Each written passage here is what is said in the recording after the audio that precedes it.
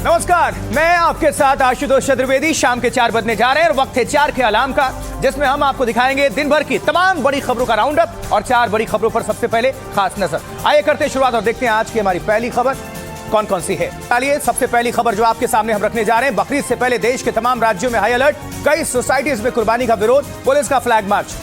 दूसरी खबर, भयानक गर्मी के बीच उत्तराखंड हिमाचल में कई जगह धधके जंगल, आग बुझाने में जुटे वायुसेना के हेलीकॉप्टर्स। और तीसरी खबर, लखनऊ में ट्रिशा मौत जैसा केस, दहेज की मांग के लिए बहू की हत्या का आरोप। और चौथी खबर जो आपके सामने रखेंगे, पश्चिमी एशिया में बढ़ी हलचल, अमार की लड़ाकू विमान तैयार, क्या फिर से भड़केगा ये युद्ध? रहेगी इन खबरों पर नजर। इसके अलावा और भी जो भी बड़ी खबर होगी, चाहे भारत से या फिर दुनिया के किसी भी हिस्से से, आप सभी तक अगले 1 घंटे में पहुंचाने जा रहे हैं। कल बकरीद के त्योहार से पहले देश के तमाम राज्यों में हाई अलर्ट जारी किया गया है। देखिए, मुंबई के तमाम संवेदनशील इलाकों समेत धूले, कल्याण में पुलिस का फ्लैग मार्च हुआ है। सड़क पर नमाज नहीं पढ़ने और सार्वजनिक जगहों पर कुर्बानी नहीं करने की चेतावनी जारी की गई है। और इस बीच कुर्बानी के लिए बकरों को सोसाइटी में लाने के विरोध में आज भी मुंबई में कई जगह विरोध प्रदर्शन होता रहा। मीरा भयंदर के बाद मुंबई के गोरेगांव और कल्याण में भी इस मुद्दे पर हंगामा हुआ, पुलिस को तैनात करना पड़ा है। मुंबई के घाटकोपर की भी एक सोसाइटी में बकरे लाने को लेकर तनाव पैदा हो गया। तो ये बड़ी खबर, बकरीद से पहले देश के कई जो हिस्से हैं हाई अलर्ट मोड पर रखे गए हैं। रिपोर्ट आपको दिखा रहे हैं, हम देखिए। दिन भर के हंगामे और विरोध के बाद आखिरकार बकरे सोसाइटी के बाहर कर ही दिए गए। ठाणे की मीरा रोड भयंदर की पूनम एस्टेट क्लस्टर 1 सोसाइटी में कई बकरे रखने को लेकर मंगलवार को हंगामा हुआ था। धक्का मुक्की और मारपीट तक हो गई थी। बकरों के विरोध में लोग सोसाइटी के गेट के बाहर विरोध प्रदर्शन करने बैठ गए थे। बकरीद से पहले एक जगह बकरों को लेकर हंगामा थमा तो दूसरी जगह शुरू हो गया। मुंबई के घाटकोपर की सागर पार्क सोसाइटी में कुर्बानी के लिए बकरे लाए जाने का विरोध शुरू हो गया। यहाँ की एक नगर सेविका है प्रीतम साटम, इन्होंने जो है वो मुंबई महानगर पालिका को एक पत्र लिखा है कि इस सोसाइटी में जो बकरे रखे गए उसकी कुर्बानी ना की जाए, ऐसी उन्होंने मांग की है। और मुंबई महानगर पालिका ने जो परवानगी, जो स्लाउटर हाउस की परमिशन दी थी, उसको कहीं ना कहीं पीछे ले लिया है, जिसके चलते सागर पार्क सोसाइटी के बाहर जो है बड़े पैमाने पर सुरक्षा जो है वो बढ़ा दी गई। कुर्बानी की इजाजत वापस लिए जाने के बाद सोसाइटी में 2 पक्षों के बीच तनाव है। इसे देखते हुए पुलिस प्रशासन ने सोसाइटी और उसके आसपास सुरक्षा व्यवस्था बढ़ा दी है। उधर गोरेगांव की गोकुलधाम सोसाइटी में भी कुर्बानी के लिए कई बकरों को लाने का विरोध हुआ।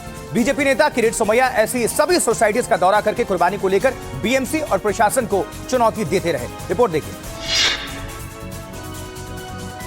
गोरेगांव की गोकुलधाम सोसाइटी, बकरीद से पहले कुर्बानी के लिए यहाँ भी कुछ लोग बकरे लेकर आए हैं। बकरों को रखने के लिए सोसाइटी के अंदर एक अस्थायी शेड भी बनाया गया है, लेकिन जैसे ही लोगों को इसकी खबर मिली, विरोध शुरू हो गया। बीजेपी की नगर सेविका प्रीति साटम ने यहाँ भी मोर्चा संभाला और बीएमसी को पत्र लिखकर गोकुलधाम में कुर्बानी पर रोक लगाने की मांग की। बीजेपी नेता किरीट सोमैया ने भी बीएमसी को चेतावनी दे दी। एक भी बकरा अगर कोई सोसाइटी में कटा तो महापालिका आयुक्त जिम्मेदार मानी जाएगी और पुलिस की जवाबदारी है, कोई भी नियम का भंग नहीं होना चाहिए। बकरा आया कैसे, सोसाइटी में कैसे रखे गए? हालात को देखते हुए पुलिस यहाँ भी पहुंची और सुरक्षा व्यवस्था सख्त कर दी गई। बकरीद से पहले इस तरह के तनावों को देखते हुए मुंबई पुलिस सतर्क हो गई है और कई संवेदनशील इलाकों में फ्लैग मार्च किए जा रहे हैं। पुलिस की गश्त बढ़ा दी गई है। देखिए, गोरेगांव की गोकुलधाम सोसाइटी में बकरों की कुर्बानी से जुड़े विवाद पर बीएमसी को शिकायत करने वाली भारतीय जनता पार्टी की पार्षद प्रीति साटम से बातचीत की हमारी सहयोगी सुजाता द्विवेदी सुनाते हैं। मामला क्या है? देखिए, हम किसी भी त्योहार के खिलाफ नहीं है, हम किसी भी त्योहार के खिलाफ नहीं है। उन्होंने उनके त्योहार करने चाहिए, हम तो उनके कल की ईद के लिए शुभकामनाएं दे रहे, लेकिन ये खुले आम पे उन्होंने बकरों की कुर्बानी नहीं देनी चाहिए। और हम सख्त विरोध कर रहे कि आपको जो नियम के अनुसार जहाँ पे जगह अलॉट की है वहीं पे आपको ये काम होना चाहिए, लेकिन हम लोग सोसाइटी के खुले जगह पे विरोधी कर रहे हैं और कुर्बानियाँ हम लोग नहीं देने देंगे उनको। तो पहले तो जब बांधी गई है तो बिना परमिशन के तो ये बांधी गई नहीं है, तो फिर उसको लेकर क्या मामला है? पुलिस प्रशासन और बीएमसी, उनका 12:30 बजे उनका मीटिंग है और वो निर्णय लेंगे क्योंकि यहाँ पे स्थानिक नागरिकों का पूरा विरोध है। यहाँ पे इसी रोड पे सर्कुलर में लिखा है, इसी रोड पे स्कूल भी है, यहाँ पे इस्कॉन के सेंटर्स भी है। स्थानिक नागरिकों का विरोध है, ये रोड पे हेवी फुटफॉल है। और दूसरी बात, तो जो जगह अलॉट की है ना, वहीं पे काम करो। खुलेआम सोसाइटी के खुलेआम बकरों की कुर्बानी नहीं सहेंगे।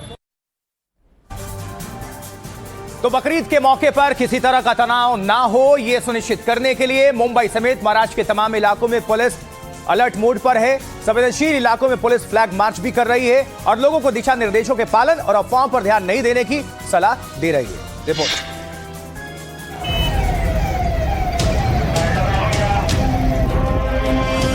महाराष्ट्र के धुले में बकरीद से पहले पुलिस का फ्लैग मार्च। पुलिस के सैकड़ों जवान सुबह से संवेदनशील इलाकों में गश्त देते दिखाई दिए। पुलिस के वरिष्ठ अफसरों ने खुद फ्लैग मार्च की अगुवाई की और त्योहार के मौके पर लोगों से शांति बनाए रखने और अफवाहों पर ध्यान न देने की अपील की।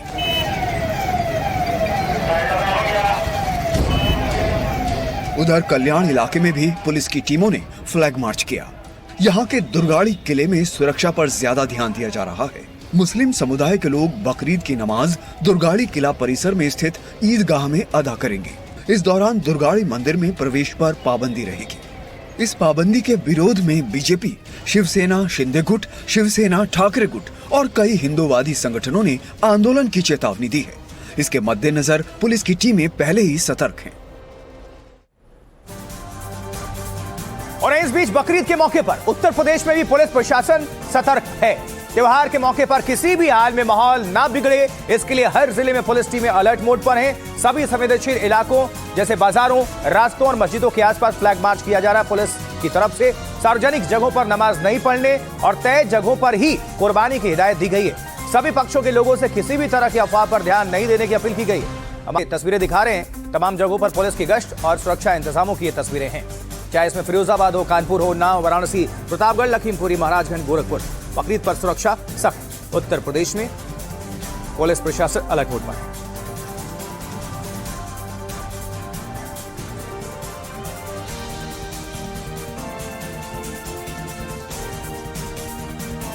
ये तो बात हो गई यूपी की, उत्तर प्रदेश की। अब दिल्ली में भी बकरीद को लेकर पुलिस प्रशासन अलर्ट मोड पर है। देखिए, कई संवेदनशील इलाकों में पुलिस फ्लैग मार्च कर रही है, गश्त कर रही है। इनमें अजमेरी गेट से जामा मस्जिद तक फ्लैग मार्च शामिल है।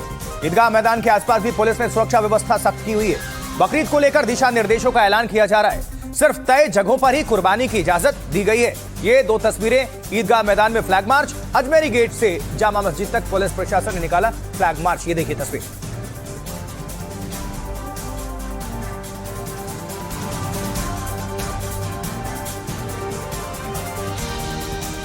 तो देखिए, दिल्ली में ईदगाह मैदान में हजारों की तादाद में लोग बकरीद की नमाज के लिए जुटते हैं। यहाँ भी शांतिपूर्ण नमाज के लिए तैयारियां पूरी कर ली गई हैं। पुलिस ने आज इस इलाके में भी फ्लैग मार्च किया। हमारे सहयोगी रवीश रंजन शुक्ला ने यहाँ के हालात का जायजा लिया और डीसीपी नॉर्थ राजा बांथिया से बातचीत की। इस अलग अलग जगहों पर फ्लैग मार्च कर रही है। उत्तरी दिल्ली अभी फ्लैग मार्च कर रही है सदर बाजार में। मेरे साथ में डीसीपी उत्तरी दिल्ली के हैं राजा बांथिया साहब। सर, ये बताइए, फ्लैग मार्च हो रहा है, क्या क्या गाइडलाइंस हैं और लोगों के लिए क्या अपील है? हमारी लोगों से यही अपील है कि भाईचारे, प्रेम और सौहार्द और एक दूसरे का आदर रखते हुए इस त्यौहार को मनाया जाए। और उसके अलावा इसके अंदर जो सरकार के नियम है, कानून, दिशा निर्देश हैं, उनका पालन करते हुए त्यौहार मनाया जाए। और इसको एनफोर्स करने के लिए हमने पहले कम्युनिटी की मीटिंग ली हुई है, नागरिक सुरक्षा समिति की मीटिंग ली हुई है, अमन कमेटी, जो बाकी सारे हर समुदाय के लोगों को बुला के हमने बातचीत करी हुई है, ताकि एक समन्वय बने, कॉन्फिडेंस आए लोगों में और हम भी लोगों को हमारे कॉन्फिडेंस में लें, ताकि कल जो त्यौहार होगा तो वो शांतिपूर्वक ढंग से कंप्लीट हो। सर, दिल्ली पुलिस कुछ सरकार ने गाइडलाइन भी जारी किया है, वो क्या क्या गाइडलाइन हैं और कैसे आप लोग उसको लागू करवाएंगे? लागू कम्युनिटी एंगेजमेंट से ही होती है। सबसे पहले तो उनको अवेयर कराया गया है कि ये गाइडलाइंस हैं। मेन रोड्स बिल्कुल क्लियर रखेंगे हम लोग। उसके बाद जो सेक्रीफाइस है वो ओपन में नहीं होगा। उसके अलावा जो भी वेस्टेज होगा या जो भी बाकी सामान है एक्स्ट्रा है, उसको जो भी एमसीडी है वो त्वरित क्लियर करेगी। तो सिविक एजेंसी के साथ भी हम लोगों ने कोऑर्डिनेशन किया हुआ है। इस बीच गुजरात से बड़ी खबर है, जहां गुजरात में इबोला का पहला केस सामने आया है। देखिए, कांगो से वडोदरा पहुंचे एक व्यक्ति को इबोला पाया गया है। एयरपोर्ट पर जांच के दौरान दिखे लक्षण, इबोला पीड़ित अहमदाबाद अस्पताल में भर्ती कराया गया है। अफ्रीकी देशों में इबोला वायरस फैलने के चलते युगांडा, दक्षिण सूडान और कांगो से अहमदाबाद आए 11 मरीजों को होम आइसोलेशन में रखा गया है। तो ये पहला मामला, गुजरात में इबोला का पहला केस सामने आया है।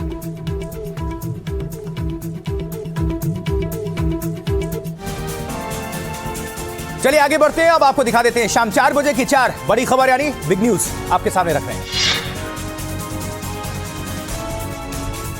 एसआईआर की वैधता पर सुप्रीम कोर्ट का बड़ा फैसला। अदालत ने एसआईआर पर चुनाव आयोग की शक्तियां बरकरार रखी हैं।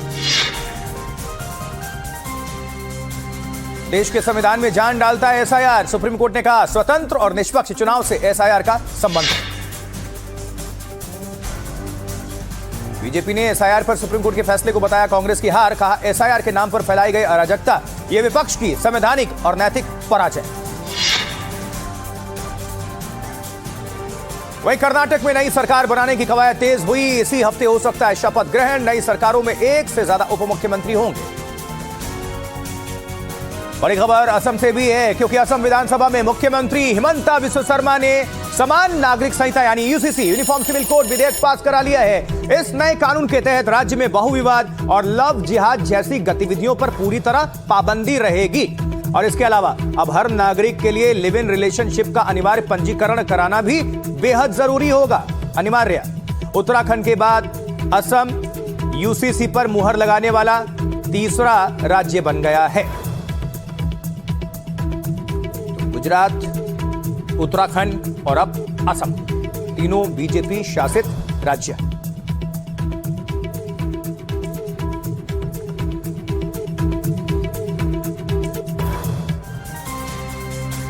चलिए, तो हर बड़ी खबर पर नजर बनी रहेगी, लेकिन फिलहाल हम रुकेंगे एक छोटे से ब्रेक के लिए। आप कहीं मत जाए, बने रहे, देखते रहे एनडीटीवी इंडिया पर। 4 का आलम जारी है। छोटा सा ब्रेक लेना, लौट रहे बहुत जल्द।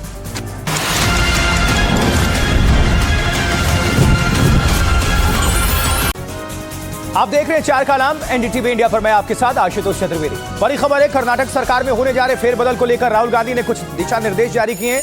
सूत्र बता रहे हैं कि दलित, ओबीसी, अल्पसंख्यक मंत्री ज्यादा होंगे। सरकार में युवा चेहरे ज्यादा होंगे। 25 से 35 मौजूदा मंत्रियों की छुट्टी होगी।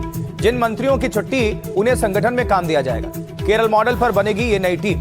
कर्नाटक में बनेंगे 2 डेप्यूटी सीएम और 1 डेप्यूटी सीएम दलित कोटे से होगा। ये जानकारी मिल रही है।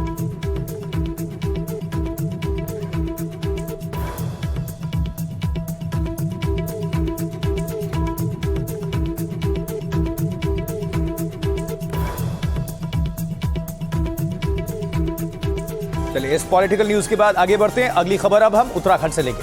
देखिए, गर्मियों के दिनों में पहाड़ी राज्यों में जंगलों में आग की घटनाएं बढ़ती जा रही हैं। उत्तराखंड से लेकर हिमाचल प्रदेश तक कई जगह जंगलों में आग लगी हुई है। और हिमाचल प्रदेश में कसोल के जंगलों में लगी भीषण आग को बुझाने के लिए वायुसेना के 2 हेलीकॉप्टर्स काम पर लगाए गए हैं। उत्तराखंड के चक्राता के पास त्यूणी के जंगलों में आग से भारी नुकसान की खबर है। वहीं आग से स्थानीय किसानों की संपत्ति और वन संपदा को भी भारी नुकसान पहुंचा है, और जो जंगली जीव जंतु हैं उनको भी। ये भारी नुकसान की खबर पहाड़ों से, उत्तराखंड, हिमाचल प्रदेश से, जहां जंगल की आग धधक रही है। रिपोर्ट देखिए।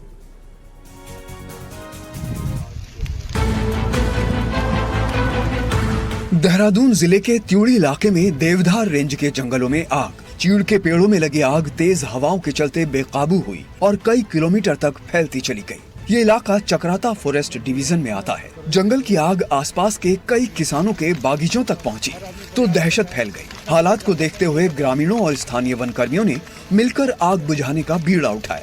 रात भर की मशक्कत के बाद सुबह तक आग पर काबू पाया जा सका।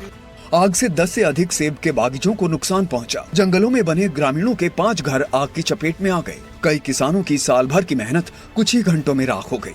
मेरा ही बगीचा नहीं, बल्कि मेरे इस बगीचे के साथ साथ 8 से 10 और बगीचे और लगभग 4 से 5 छानियां जो इस आग की चपेट में आई है। भीषण गर्मियों के इन दिनों में पहाड़ों में हल्की सी चिंगारी भी भयानक आग में बदल जाती है। उत्तराखंड में इस साल अब तक 427 जगहों पर जंगल में आग लग चुकी है और 356.02 हेक्टेयर जंगल प्रभावित हुए हैं।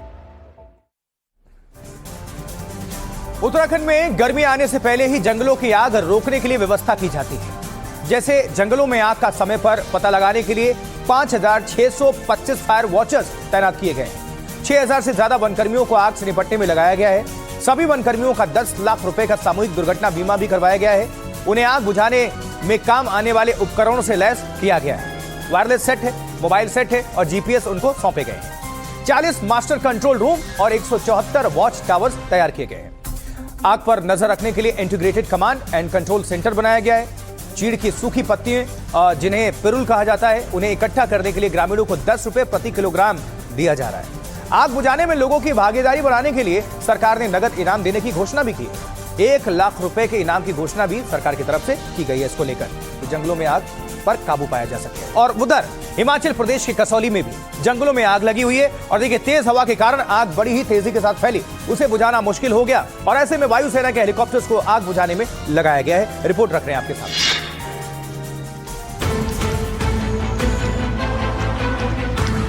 आग में दधकते कसौली के जंगल। हिमाचल प्रदेश में सैलानियों के इस पसंदीदा हिल स्टेशन के जंगलों में लगी आग का धुआं दूर से ही दिख रहा है। गर्मियों में चीड़ के सूखे जंगलों में आग बड़ी ही तेजी से फैलती है और ऊपर से तेज हवा आग को और भड़काती है, इसलिए उसे बुझाना मुश्किल हो जाता है। आग कसौली एयरफोर्स स्टेशन के करीब पहुंची तो प्रशासन ने वायुसेना से मदद मांगी।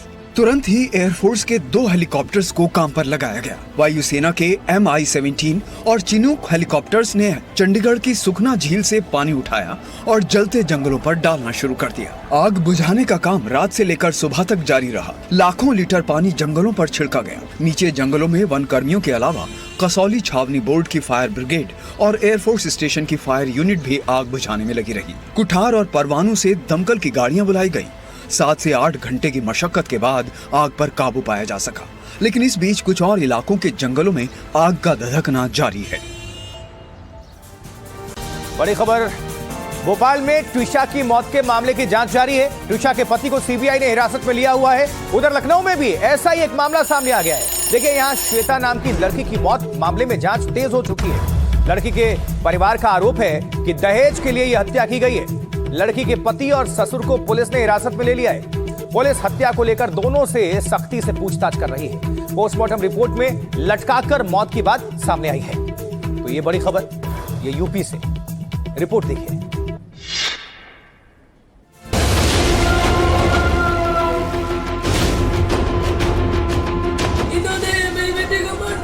इन्होंने हमारी बेटी की हत्या महज दहेज के लिए की है।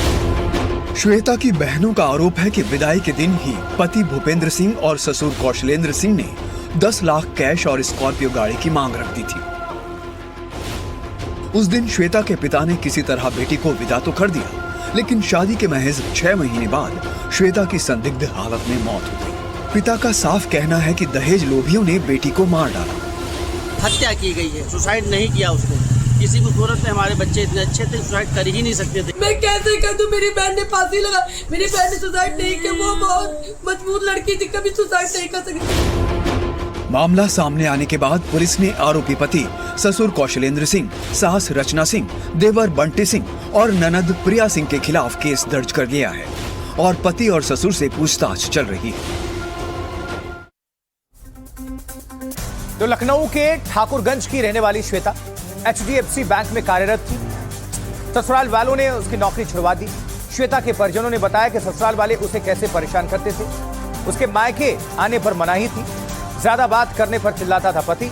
श्वेता को 24 घंटे निगरानी में रखा जाता था। मां से भी बात करने की मनाही थी। वो चाहता था कि श्वेता पूरे परिवार से कट जाए। शादी के दूसरे महीने से ही श्वेता को कोसना शुरू कर दिया गया।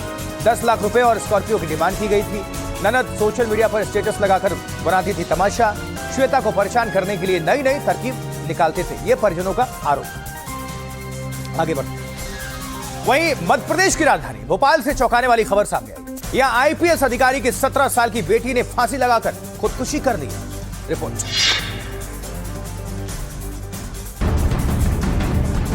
IPS अधिकारी संजीव कंचन की बेटी ने अपने पीछे आत्महत्या करने की कोई वजह नहीं छोड़ी है। भोपाल के 4 इमली सरकारी बंगले में जब 11वीं में पढ़ने वाली 17 वर्ष की बेटी अपनी जिंदगी खत्म कर रही थी, उस वक्त घर पर कोई नहीं था। PHQ में AIG नारकोटिक्स के पद पर तैनात संजीव कंचन जब दोपहर को खाना खाने घर पहुंचे तो उनके पैरों तली जमीन खिसक गई उनकी नाबालिग बेटी फंदे पर लटकी हुई थी।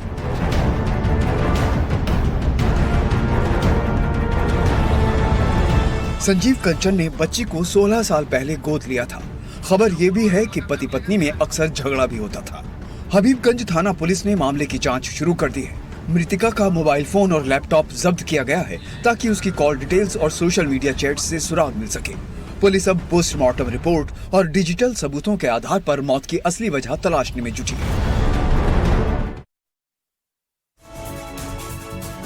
और अब आपको दिखाते हैं स्पोर्ट्स से जुड़ी 4 बड़ी खबरें। खेल की दुनिया में कौन सी खबर है, नजर डालें। देखिए, आईपीएल का एलिमिनेटर मुकाबले में आज राजस्थान रॉयल्स और सनराइजर्स हैदराबाद के बीच ये महामुकाबला होगा। शाम 7:30 बजे न्यू चंडीगढ़ में ये मैच होगा। वहीं आरसीबी यानी रॉयल चैलेंजर्स बेंगलुरु क्वालिफायर में 1 में गुजरात टाइटंस को 92 रनों से शिकस्त दी। क्वालिफायर 1 में गुजरात के खिलाफ रजत पाटीदार ने तूफानी पारी खेली। 33 गेंदों में बनाए नाबाद 93 रन, बने मैन ऑफ द मैच कप्तान। आरसीबी ने बनाया प्लेऑफ इतिहास का सबसे बड़ा स्कोर। 20 ओवर्स में 5 विकेट के नुकसान पर 254 रन बनाए। एक और बड़ी खबर अंतर्राष्ट्रीय जगत से, क्योंकि बंदर अब्बास में अमेरिकी हमले से भड़क गया ईरान। आईआरजीसी ने अमेरिका को चेतावनी जारी की है कि अगर फिर से अटैक हुआ तो जवाब बहुत भयावह होगा। ईरान जंग के लिए पूरी तरह तैयार है। पूरे पश्चिमी एशिया से तेल सप्लाई रोकने की धमकी भी दी है ईरान ने। तो ये बड़ी खबर रिपोर्ट रख रहे हैं आपके सामने, देखिए। अमेरिका के हमले के बाद एक बार फिर ईरान की revolutionary guards corps high alert पर है। जंग की तैयारियां एक बार फिर शुरू हो गई। ईरान अब अमेरिका के साथ सीधे सैन्य टकराव के लिए पूरी तरह तैयार है। आईआरजीसी के कमांडर अहमद वाहिदी ने 2 टूक शब्दों में ऐलान कर दिया है कि अगर जरूरत पड़ी तो अमेरिका को युद्ध के मैदान में मुंह तोड़ जवाब दिया जाएगा।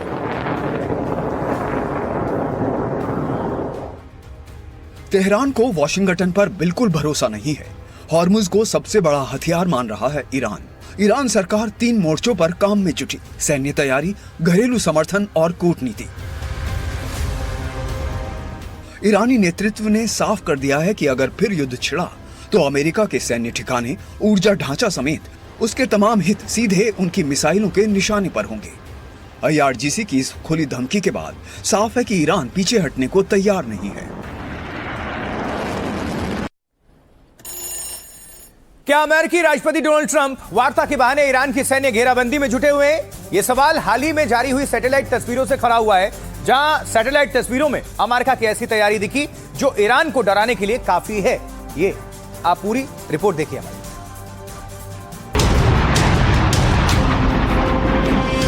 पहले ईरान के बंदर अब्बास में जोरदार हमला और अब इजराइल में लड़ाकू विमानों की तैनाती।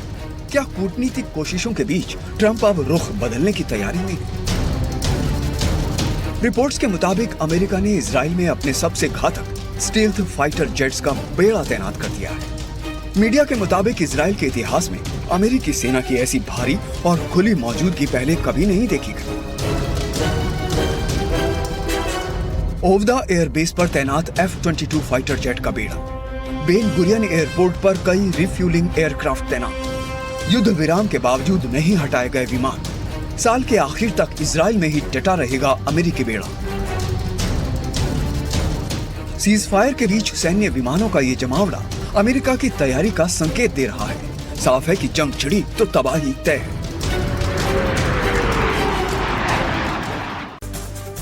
चलिए, इसी खबर के साथ 4 के अलाम में आज के लिए इतना ही। मुझे आशुतोष चतुर्वेदी को दीजिए आप इजाजत। अब आपसे मुलाकात होगी शाम 6:55 पर न्यूज हेडक्वार्टर में और रात 8:45 पर भारत की बात बताता हूं मैं। आप सभी दर्शकों को नमस्कार। बने रहे, देखते रहे आप एनडीटीवी इंडिया।